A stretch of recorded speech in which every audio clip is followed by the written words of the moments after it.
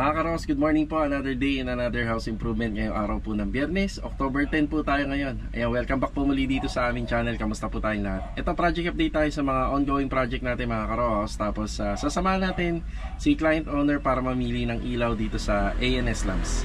So ito, samahan niyo po muli kami ngayong araw na to. And enjoy watching po. Let's go. Tara. Bali ngayong umaga, papunta tayo muna ng hardware na kailangan natin mag-supply ng adhesive cement at saka simento dito sa ongoing project natin sa phase 3 sa may block 15 lot 19. Itong kliyente na ginagawa nila Master Jojo tsaka ni Louie, yun yung pupunta mamaya at sasamahan natin dito sa may Centennial Kawit ng ANS Lamps na bilihan ng mga ilaw. Okay, sa hardware muna tayo. Tapos sa kahapon nga po pala mga ka-row house, halos nasa idna nila Archie yung naghahakot ng panambak at saka nila Kuya Arnel panambak natin dito sa Anyana Bel Air East Project. Nabibisitahin din po natin at titingnan natin yung mga nakuha nilang panambak. Meron na lang po kasi kaming deadline dun sa area. Baka gagawin na rin po yata yung area na yon. Balita ako pero hindi ako sigurado. Sinabihan lang kami ng mga guard. Kaya kailangan po medyo malinis na po yung area para hindi tayo magkaroon ng violation. Kahit na naipaalam naman po natin yun sa kanila noon pa. Punta lang ako rito sa hardware. Tara. Pinakamalapit lang na hardware dito sa may Vista Mall punta. Ito lang yung binili natin. Semento, karagdagan at saka adhesive. Dadalhin natin sa phase 3. Para yan sa TNB na ginagawa ni Louie. Naisip ko dumaan muna ng Tansa Garden. Gawa na may delivery tayo ngayong umaga ron. I-double check ko muna at saka magbibigay rin ako ng instruction. Nandito na kasi tayo eh. Si Louie naman meron pa siyang mga ano doon. May mga stock pa tayo ng adhesive doon sa project. Yan na, dito muna ako. Tansa Garden muna. Sayang yung biyahe natin eh. Yun nga lang, dala-dala natin si Molong. Nandito yung simento at saka adhesive. Karga natin hanggang doon sa Garden Villas. So okay lang yan. Sayang kasi yung yung biyahe. Tsaka baka may ma-miss out sila pag hindi tayo nakapagbigay ng maagang instruction ngayon. Ayan, nandito na tayo sa Tansa Garden Premier. Good morning kila Sir Ivan and Ma'am Carissa. Good morning. Yan, bali may mga dumating tayo na materyales dito. Karagdagan na CHB number 5. Ito bali 200 pieces. Yan, 200 pieces. Tapos yung graba 2 cubic. Yan, nag-backup lang tayo kasi kung just in case kinakailangan, meron tayo kasi konti na lang eh. Marvin, good morning. Good morning. Ay, merienda time, Carol. Oh. Morning. Morning po. Donis, good morning. Lag, good morning, Lag.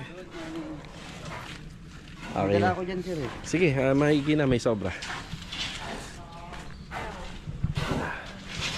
Kuya Boy, morning po, Kuya Boy. Morning. Kuya Doming, good morning. Saka kay Kuya Sandy, morning nga. Ayan, nabaklas na pala rito yung existing na canopy. Ayan, baklas na. Rusty, good morning Rusty. Okay, bali. Yun, pogi ah. Naka-orange ka ba? Para sa kulungan dyan. Pula pa nga yung mukha ko. Hindi siya welding. Ayan, bali, kukuha natin sila ng ID. Dadaan din ako kay Ricky. Ayan. Tapos aside pa dun, ano pa yung mga dumating na materialis? Nasaan yung ibang materialis, Bin? Nasa taas na? Nasa taas na. Okay. Ayun, nayakyat na pala. Metal studs, metal paring, insulation. Ayun, insulation. Nandun sa taas. Sa insulation, itong dimension kasi ng bahay, sinulat ko na rito, yung nagsukat ako kahapon. Dito sa second floor, ang dimension nito sa mga kumuha ng ganitong unit, ano po siya? 485 cm by 503 cm. So, actual. Kapag magpapagawa po kayo ng bahay na kagaya rito sa ginagawa namin, kalimutan ko kung anong model nito eh. Yan, basta ganito, 25 meters ang insulation na nagagamit dito. Yan, 25 meters. 25 meters po yan. Yan, 25 meters yung insulation. Then sa metal paring, conforme kasi sa gagawa eh. Kasi kami, lightweight lang yung materialis na ginagamit namin sa ceiling. So PVC panel, pero ang latag na pinagagawa ko sa kanila yung pang hard deflex. O di ba, matibay na matibay, di ba? Ito natin tiperin. Konti lang naman yan eh. Konting materialis lang eh. 25 na metal paring, carrying channel 14 pieces. Kasi yung carrying channel nito sinobrahan ko na, kasama na yung hanger. May sobra. Tapos sa metal studs 20 pieces according do sa contract. Tapos yung Shera board 6. Nasaan yung Shera board? Ano? Sa taas na rin. Ay, inakyat nyo na rin. Okay. So ito, nandito ako ngayon kasi magbibigay ako ng instruction sa kanila regarding sa paggawa. Nung kahapon pala, kaya pala magkikita kami ni client para makapamili sila ng tawag dito, ng PVC panel. Pero naisip ko, hindi pa naman natin talaga yan malalagyan ng PVC panel eh. Ikaw, Log, tatanungin kita kung sakaling mabuo natin yung partition, saan nyo padadaanin yung PVC panel? May iwan lang yun sa pero Hindi ibig ko, ito sa taas. So dito natin padadaanin. pag ganun. Okay, so iiwan lang pala nila tong floor na to. Okay, good. Ito, para mga sir, mabuo yung partition. Okay, sige. Kumbaga maglalagay na tayo. Ito mga buo. Okay. So, ayan. Yan lang naman yung diskarte. So, kanya-kanya tayong diskarte sa renovation. Pero, wag tayong basta-basta buo ng buo. Porket na kompleto sa materials. Kasi baka tayo lang din ang mahirapan kapag sa finishing na. So, sa installation ng metal paring, aakyatin kagad yan ni Kuya Boy kapag natapos na. Kasi mag-aabang kami ng electrical dyan according dun sa plan. Another biga na pala dito. So, sa biga namin 16mm. Then, 6 pieces, 16mm. Then, yung pinaka-anilyo natin, every 15 cm. Every 15 cm na 10mm. Yan yung stirrups. Yan, mag-uusap muna kami at magbibigay ako ng instruction para sa mga gagawin nila rito. Lalong-lalo na rito sa taas. Bali mga karos, okay na tayo rito. Yan, nakapag-meeting na kami ng buong tropa. Regarding na rin po sa plano ng structural natin dito. At saka dun sa taas. Yan, nag-usap-usap na kami. Kaya siya nga pala kapag binuhusan to, medyo masikip. Yan, masikip po talaga. Bali ang mixing area na namin dito sa may second floor. Tapos bago mag-start po yung rito, yung formworks dito sa ibabaw ng slab. Yan, baka tanggalin na po namin yan. Baklasin na po namin yan dun sa second floor. Tsaka yung access dun sa may back extension papuntang walk-in closet. Yan, para may access din po tayo kasi pa L-type po to eh. Yan, medyo marami pa pong gagawin. Yan. So yung mga pinadeliver ko kahapon para lang doon sa loft, yung sa loft natin, para doon lang. Pero yung plano rito sa may bandang second floor, baka ipaano ko na rin, ipasabay ko na. So hindi ko nga lang naisabay pa kahapon, sayang yung pagka-deliver natin. So kulang pa tayo ng 2x3 na tubular yung para sa magiging partition. Siya nga pala doon sa nagtatanong kung ilang bedroom to. Actually, one bedroom lang talaga para lang doon sa magpartner. Pero merong isang nakalaan na isang bed area or bedroom area doon sa pinakadulo. Yan, bali yung sa magiging partition dito sa second floor para lalong tumibay yung ginawa naming roof frame. Yan, dito sa third level, ang gagamitin namin tubular. Pero pagdating na po doon sa may pagdating na po doon sa third floor, gagamit na lang po kami ng doon, ng metal studs. Yan, yun po yung gagamitin natin. Tapos hamba 70 by 210 and 80 by 210 ang bibili natin. Tapos carrying channel at saka metal paring. Yan. Yeah, okay na muna ako rito. Yan, puputol si Marvin. Gavin, balik tayo sa phase 3. Hati natin yung mga semento at saka yung adhesive. Let's go. Yan, dito na tayo sa phase 4. Hanap lang tayo ng maluwag na parking area. Yan doon sa dulo.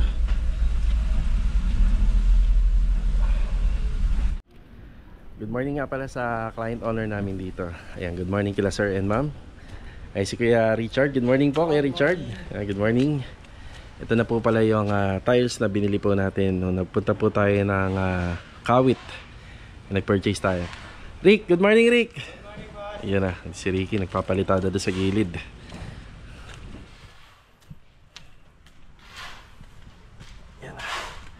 Poy, good morning, Poy. Good morning. Good morning. Yung sakto may hagdan dito.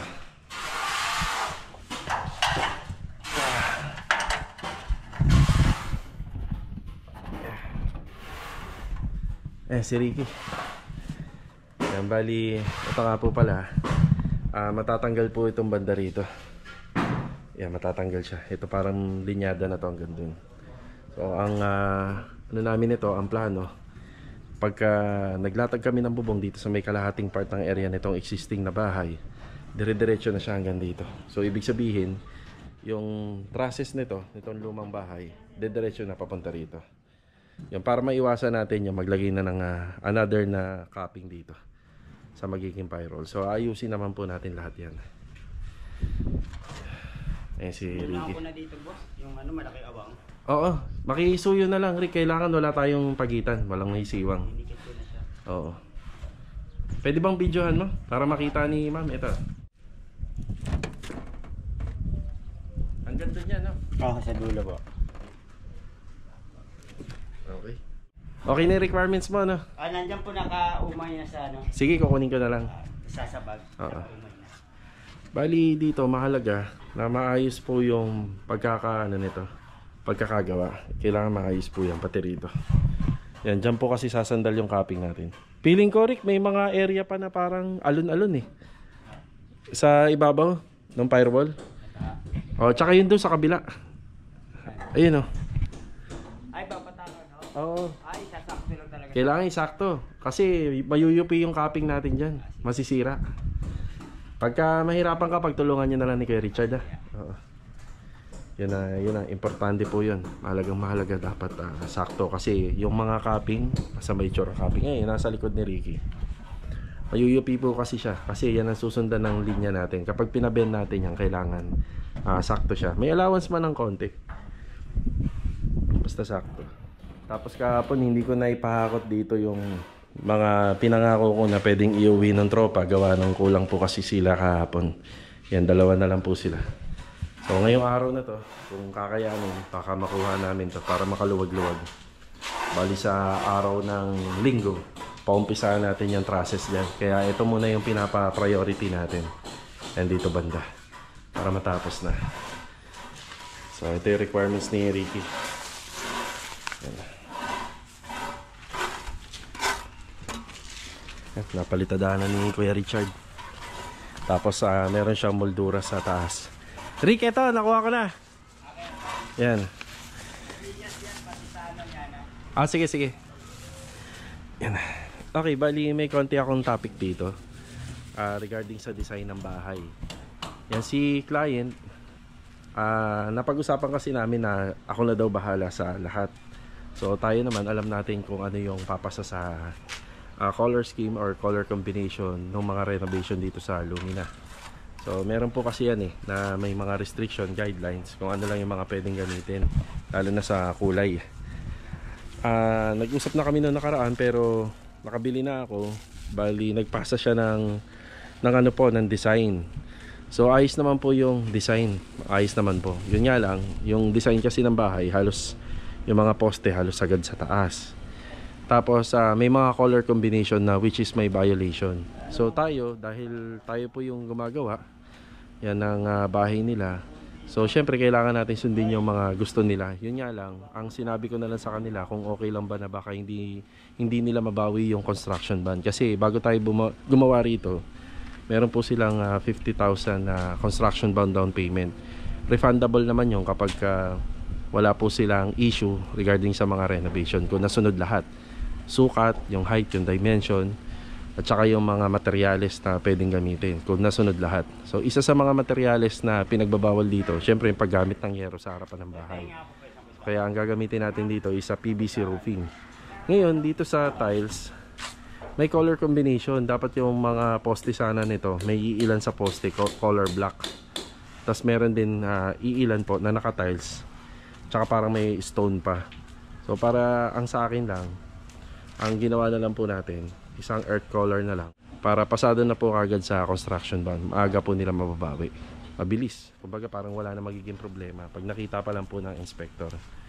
Tapos sa gate, may pinasa rin po silang design ng gate. So titingnan na lang po natin at i-confirm ko sa kanila kung susundin namin yung gate talaga. Siya nga pala, nagkasundo naman na kami nila client ni ma'am na okay na daw, ako na daw bahala. So umpisa pa lang po kasi na ginawa nitong bahay na to. Yan na, napag-usapan lang namin na kahit sa akin na daw po manggaling lahat ng, ng mga materyales. Kasi sobrang busy po ni ma'am simula nung ginawa po namin to. Hindi pa po uli siya nakakabisita kahit isang beses. Unang beses lang kami nagkita nung ibinigay sa akin yung susi. Tsaka yung nung binisita po namin to at ibinigay sa akin yung plano. Yan, may mga konting revision na nga dito kasi 3 bedroom sana yung sa likod. Kaso nga lang hindi naman talaga pwede. Yan, tayo na po yung nag-maximize ng space. Yan, masunod lang po yung pinaka layout. Yun ang dapat. So dito okay naman kami. Okay din po kay ma'am na ako na daw po yung bahala sa materials. Yung sana magustuhan po nila yung ikinabit natin dito. Ayan po yung itsura ng tiles na ikinabit natin dito. Ngayon pagka pinapinturahan natin tong deco stone, kapag nagpa-finish sila, ihahalin tulad na lang po natin yan. Yan parang deco stone na yan. Ihahalin tulad natin dito. Yan para bumagay. Yan na po yung yung project natin dito sa phase 4. So ipinagawa na rin po natin to para pagka punta ng tropa rito. Ayan na yung mga bakal. Kulang na kulang pa po yung mga bakal na yan. Napakarami pang kulang dyan. Yan, para lang po yan sa trusses. Yan, kung sakaling magkulang pa, yan ano na lang tayo, dadagdag na lang.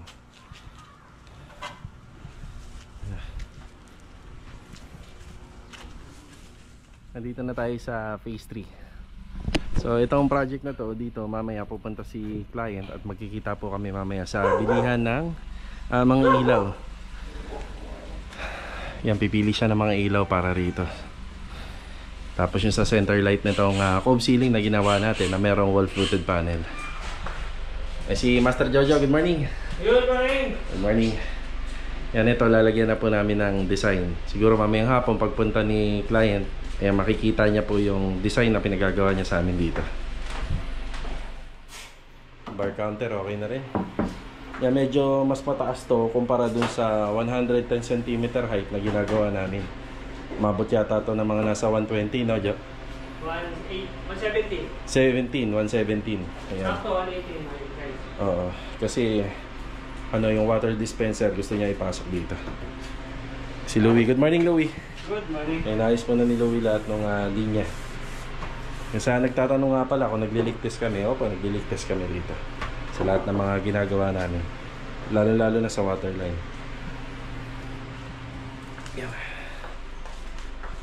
Yan po yung yung mga binili ko kanina, adhesive at saka semento. Tapos ito nakabili ulit tayo ng bago nito para rito. Yan. So ang ilalagay po namin diyan yung may air vents. Ito po yun.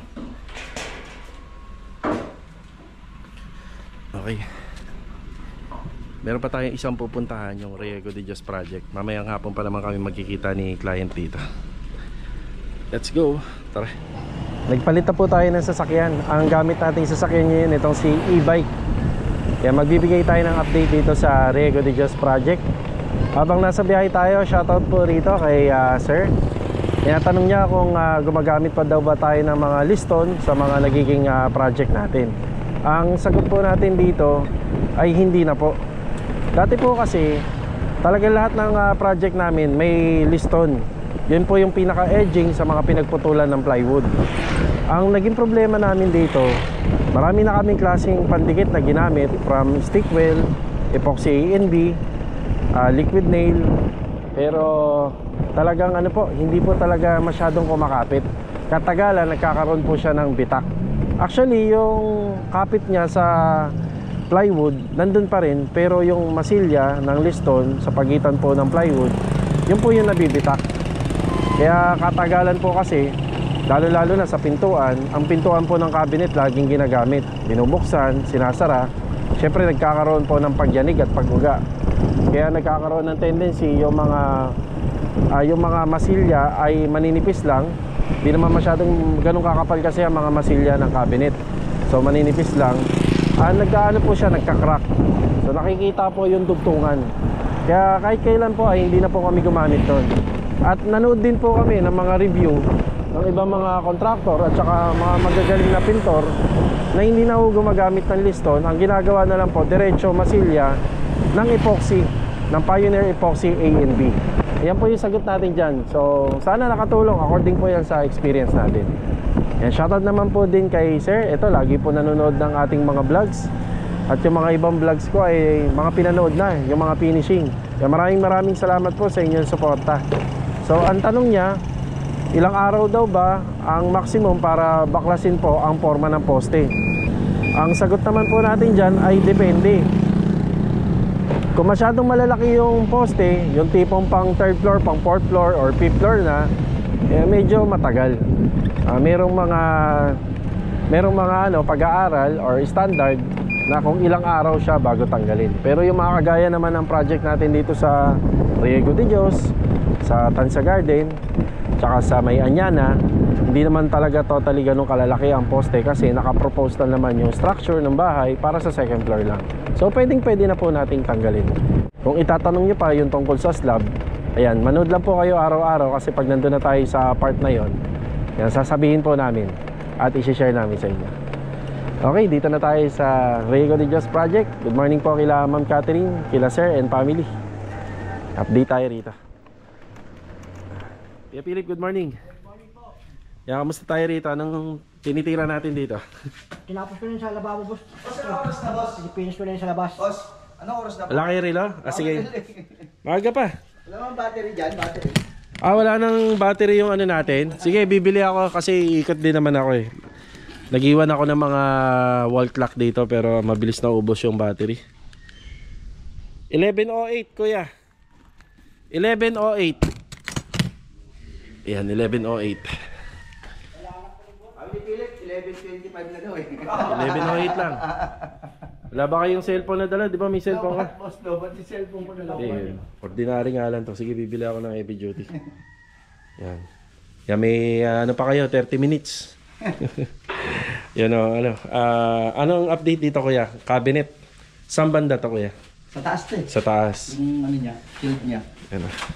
Ano na yun eh? Ito kuya, primer lang tayo ha. Primer. Tapos ito puti ito, kagaya sa taas. Ito. Yan. Itong buo na to, hanggang pababa. Tapos ito, primer lang. Tapos yung header niya, puti kuya. Puti din po itong header. Pakibaba na lang po nung ano ha, nung ilaw. Yung kulay na ng cabinet, Ah, dadali ko dyan. yung kulay yung cabinet. Tapos ito primer lang kasi wall-fluted panel. Panel to. Wall-fluted panel yan. Lahat yan, wall-fluted. Pero kabila, primer. Pero ito, Primer din. Kulay puti. Puti na yan. ito sa loob. Kaya pili pakibaba mo na ng ano rito. Yung dalawang ilaw. Boss, wala kaming plat na dito, boss eh. Anong klaseng plat? Yung ano, pondo. Yung pondo? Sige, sige. Yung nasa na yung ano mo? Mga plastic na binili ko, yung maliliit. Ayun o. Yung pinang-cover natin sa mga ito. Wala pang cover tong mga switches. Ayun o, yung dahil plastic nakita ko dyan. Yan, coveran mo rin po yan. Yung ano. Ito kuya, baba mo to ha. Yan, pakilagyan. Saan dito? Yung lababo? Sa ilalim. Inaas ko lang sa may Hindi, nasaan yung ano nito? Pintura. pintura. Pipinturahan mo pa to. Tat pa lang yan, boss. Oo, pinturahan mo, finish mo para matibay. Ano yung boss, nadaan ako doon? Mamaya? Saan po? Sa plat? Doon na lang po kay Ma'am Melanie. Kuha ka na lang ha. Yung ano, isang balde. Kaya mo? Sa mga pwede pang gawin dito, itong harapan, ito. Baka po pag maganda panahon, boss, dito sa labas eh. Ito kuya, kulay puti ito ha. Puti. Pero yung likod niya, black na lahat. Ito lang ha, yung 1 by 1 lang ha, 1 by 1 lang. Kulay puti. Ito shade gray. Yeah, seal gray. Boss, bukas na lang, daan ako yung liya. Oo nga, hindi mo nadaanan. Yung liyang ano. Sige, sige. Okay naman sila rito. Yung diretso lang yung trabaho. At saka ilang araw lumilipas, lumilinis na. Nang lumilinis. Si Master Dinto, babalik po siya rito. Dito siya kuha. Dito na siya gagawa.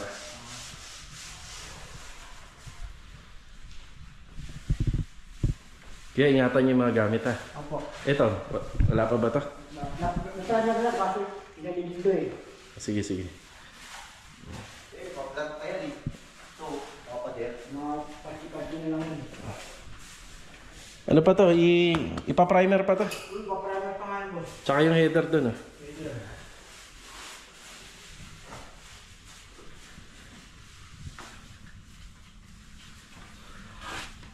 Okay, yung update dito, yung installer natin.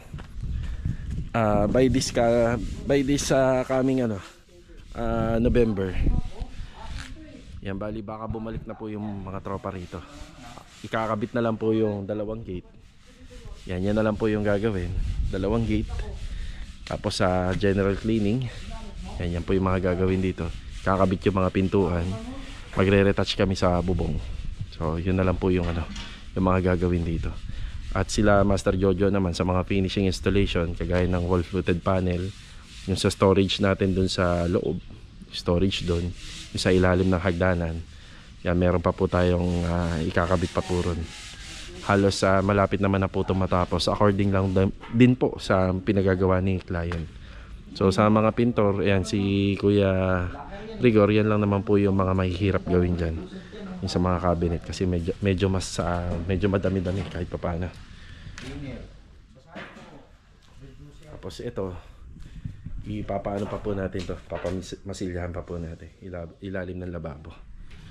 Teka, paalala natin. Kaya Philip, ito, may mamasilyahin ka pa rito. Ilalim nito. Ay, ito pala. Oo. Yung kabilaan ng loob ng paa, pati yung mukha nito. Ayan, di ba? Kasi spintot natin mo, sa kailangan na ito eh. Sige lang, i-priority mo yung yung dito muna sa loob. Sa loob muna. Pwede naman makahulihan eh. Dito pa. So sa loob naman, ito medyo pinapa-priority natin kasi may mga ilalagay pa rito. Yung kornisa. Yung unang binili kong kornisa rito, mga nasa 50 yata yun. Naubos na. Yan, ito na lang. Paikutan pa ko kasi natin to. Chamber counter. Kasi kakabit na lang yung mga ilaw rito. Ayan. Pintura pa pala ng kornisa rito. Wala pa.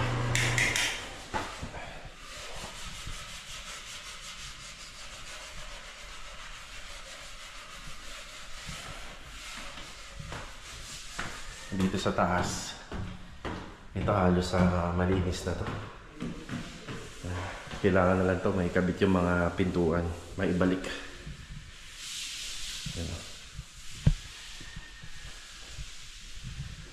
Konting retouching na lang sa pintuan, halos okay na.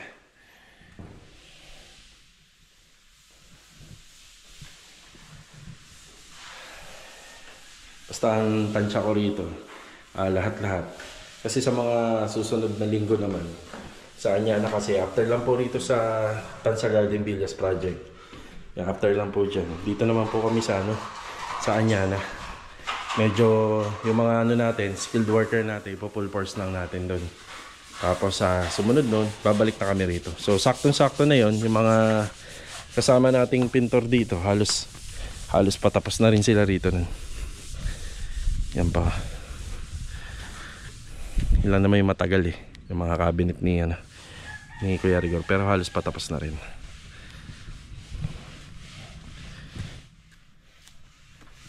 Kuha ka na lang doon, Kuya Rigor, ha? Nang kailangan mo kay Ma'am Melanie. Opo.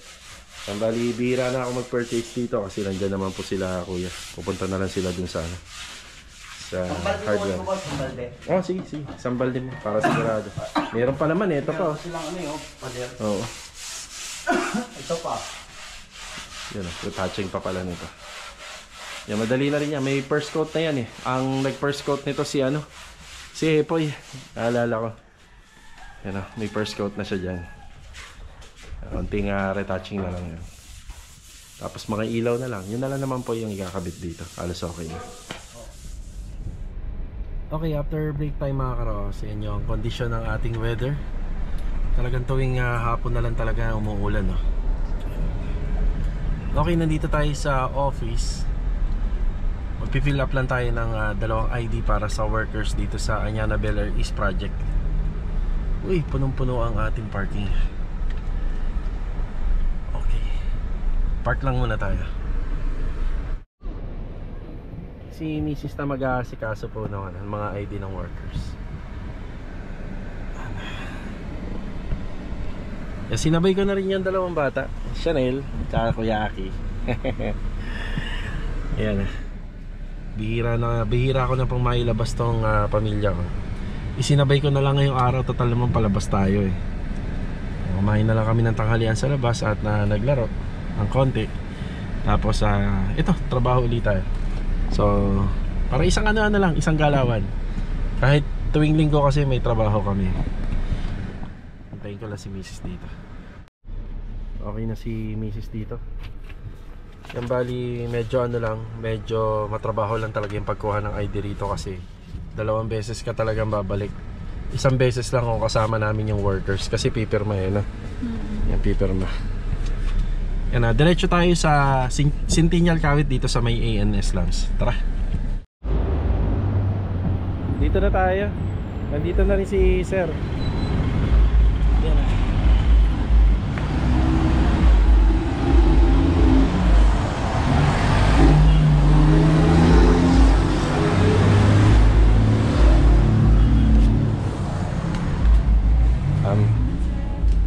Sir.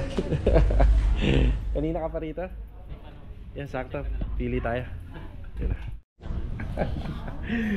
Yan, okay na tayo. Sir, may isang oras din tayo namili. Pero at least sir, sulit no. Ang dami pong ano rito, ang daming pagpipilian. Yan, hindi naman natin minadali si client. Hinayaan natin siya mamili. Yan, galing pa kami ni sir dito sa ano naman, sa Wilcon cabinet handle. Yan. Color gray no sir no? Color gray napili ni sir. Dark gray. Sir, paano? May aanuhin ka pa? Apo. Oo. Ito na po sa Mag-ano ka na lang doon? Apo. Sige. Thank you, Wala sir. naman na tayo nakalimutan no? Okay na. Sige. Sige po. Sir, paano ha? Apo. Thank you. Thank you, sir. Salamat Ingat kay po sir. Thank you sa time. Thank you. Yan na. Yan, bali nakita na lang kami dito ni Sir Joshua. Yan na. Sir, ingat po. Salamat. Malaking tulong din po sa akin kasi nabigyan niya tayo ng time regarding sa pagpili ng ilaw. Mahirap din po kasi pumili talaga ng mga materyales. Kung halimbawa siya po talaga yung siya talaga yung may gustong pumili. Si Sir Joshua kasi compare sa mga nagiging client namin, mas marami pong time si Sir Joshua. Yan, tapos yung tungkol niya rin po sa cabinet handle, ayan buti na lang kasama po natin siya kasi meron siyang prepared na color at saka design. Yan, uuwi na po tayo. Hanggang dito na lang po yung vlog natin. Yan, ngayong araw po. Time check 4:09. Yan, hanggang dito na lang yung update natin. Yan, salamat sa mga kasama natin. Si Mrs. si Chanel at saka si Kuya Aki. Gutom na daw sila. Gutom na kayo uli. Okay. Tara. Habang nandito tayo sa ANS Slums, pumunta pala yung ating client doon sa Tansa Garden Villas. Kasama po nila yung mga kamag-anak po nila. So sayang hindi ko sila nakilala. Shoutout na nga lang po pala kay Sir Rodel and Ma'am Rose Camacho from Gubat, Sorsogon. Mga karol, sa pagpili po ng mga ilaw na gagamitin natin sa bahay, kailangan din natin i-consider yung height ng ceiling. May mga pagkakataon kasi na maganda sa mata sa atin yung mga ilaw, tsaka maganda rin po yung mga design. Pero may mga pagkakataon po kasi na hindi ito pwede or hindi ito babagay sa ating mga ipinagagawang bahay. Trabaho natin na magbigay ng mga suggestion at trabaho po natin na tulungan, makapamili si client at magbigay po ng mga opinion. So maraming salamat po muli mga karo sa araw na to. Kita-kita na lang ulit for the next video. God bless po sa ating lahat. Ito, paalam po muna.